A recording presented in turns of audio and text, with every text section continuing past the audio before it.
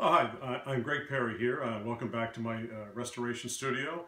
We're going to be looking at some marquetry now that we're going to be featuring up at the Old Red House on 68 North Main Street for Arts in Bloom on May 20th and 21st. And that'll be our new location. This was our location last year in 2016. So we're going to do some short teaser videos to show, get a sampling of what we're going to be doing. We're going to be building looking glasses because our theme is through the looking glass, but also we're going to be demonstrating on some of the workbenches the marquetry I do, which is actually known as painting of wood, some gilding, French polishing, and restoration in general, and some sculpting. But today we're just going to look briefly at a few of the artistic pieces that I've done in marquetry. I was trained in France. I studied in France for 2 years under one of the masters in Paris, and this is a 2,000-year-old art. And you can see as this piece has about 12 different species of woods. All these species are natural colors. Nothing is colored yet. And what happens, this is, quote, the bad side. This is going to be actually glued down onto a substrate, and then the paper wet on the back, and that'll be removed. And you can see throughout there's highlights. It looks like the wood is burned, and that gives a three-dimensioning shadow effect.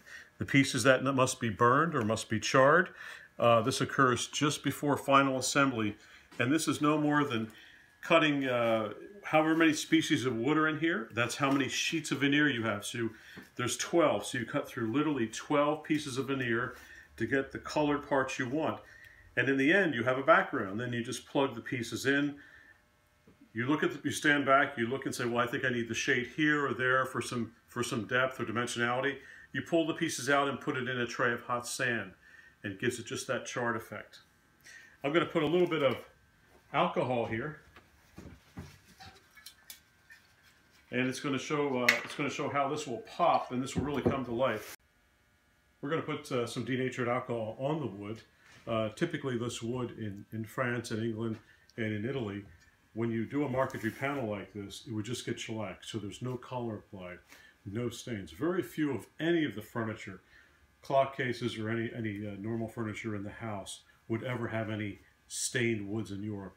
The European theory is we let the natural beauty of the wood flow through and the grain. So here I'm just going to put a little alcohol in it just so everyone can see how the wood just wants to jump and pop, just the beauty of it. And that's what it's going to look like when we put shellac on it. We do a French polish on this. Okay, so let's take a look at a few more. And some of these are absolutely gorgeous. We have various species of sycamore, and you can see here where I've done my sand shading to get depth, sand shading in the petal of the flower. We have pear, peach, and various sycamore, beech, birch, mahogany. So again, let's put some alcohol on. And so all these panels I have done, and these are samples. They're meant, what they're meant for is they're actually more than not in France. They're meant to cover the panels on armoires and various cabinets. So this would have been the veneer put on the substrate over the drawer front for a cabinet in France. Okay. Let's do maybe just a couple more. And the background here is called tulip wood, or palissandre in French. So just jumps, just absolutely gorgeous, natural. As they say, au naturel. Here's for a very small vase, a very beautiful vase. And in this alone is probably about 50 hours. I can either do this one panel or end up doing 5 or 6 panels. So you might as well do more if you're going to do them. You can put them aside that you may need them for future use. A lot of my clients now are requesting that I frame these panels, and they're actually collecting them on their walls as wall art. And let's just do one more. Again, the same palissandre, and we have the darker green sycamore here, And we have actually walnut as the background and maple. These swirls are maple.